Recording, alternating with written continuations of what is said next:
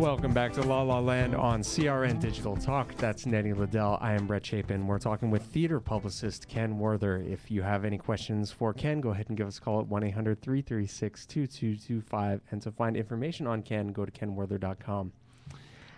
And Ken, so I don't know, I think I explained a little bit this to you in the pre-interview, but when we started the show, we sent a letter to about 10 different very influential people in LA theater, Right. asking them to come on the show, have a little panel discussion with us, similar to what the LA Times did about the state of LA theater. Did you go to that? Were you at the LA Times thing? I did, but I got there late, and it was already over. The one at Zipper Hall? Yeah. Yeah. That was over in like 45 minutes. I'll let you finish before I interrupt again rudely.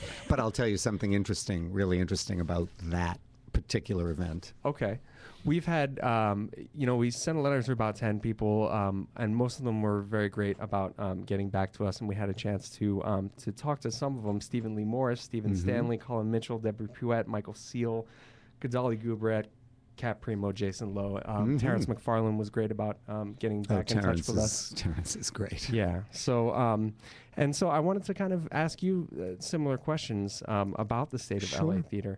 Right now, there seems to be a little bit of a thought that maybe the 99-seat theaters aren't quite getting the exposure that the larger theaters are getting. Right.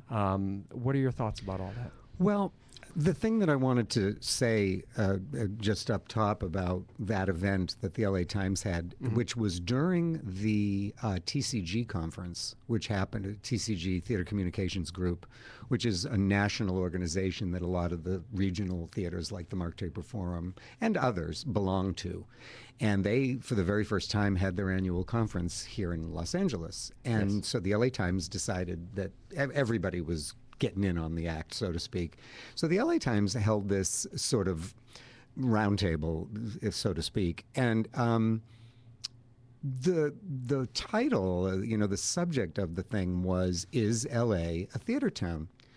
Now, I've been doing, as I say, I started in television, but most of my 30 years in Los Angeles, I've been lucky enough to be doing what I wanted, which was working in the theater. Wow. So I've listened to this argument and this discussion and have been asked this question about, is LA a theater town, many, many, many, many, many times. That day, when Charles McNulty, the LA Times lead theater critic, led the conversation, and the first question he asked was, so, do we think that LA, I'd like to hear, it was Michael Ritchie, the artistic director of CTG, Sheldon Epps, Pasadena Playhouse, Gil Cates, may he now rest in peace, unfortunately, he was the artistic director at the Geffen Playhouse. And they had Tim Robbins there because he's the artistic director of the Actors Gang, which is a 99-seat deal. And they had the playwright Beth Henley, who wrote Crimes of the Heart many years ago, there.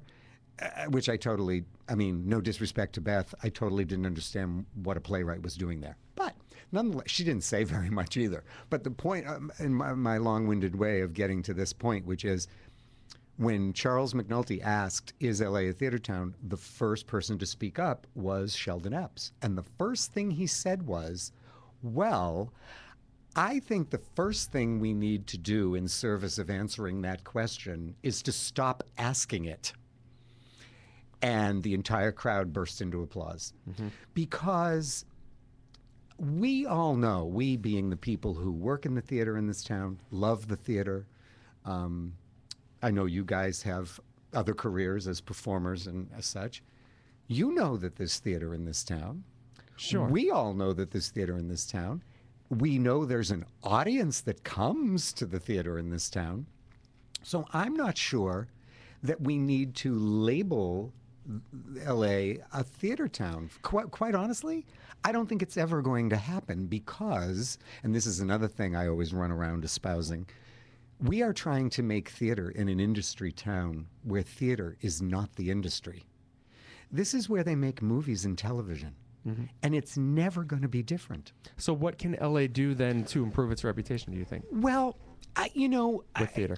I think basically is to just keep doing the good work. Right. I mean, I mean, what else could? Okay, here's a quick silly story. I once worked for a woman, a producer, who we were working on a show. Actually, it was Forever Plaid, so it was in a larger theater. And we were having a marketing meeting in the middle of the run, and business had fallen off a little bit. So we were discussing what to do, and she got very frustrated in the middle of the meeting. And there were like 7 or 8 people in the room. It was like a whole marketing team. And this woman turned and she looked at me and she said, "It is your responsibility to change the perception that LA is not a theater town." And I said, everyone stopped breathing, because everybody knew what I was feeling, which is, it's my responsibility to change the perception. It really can't be done that way.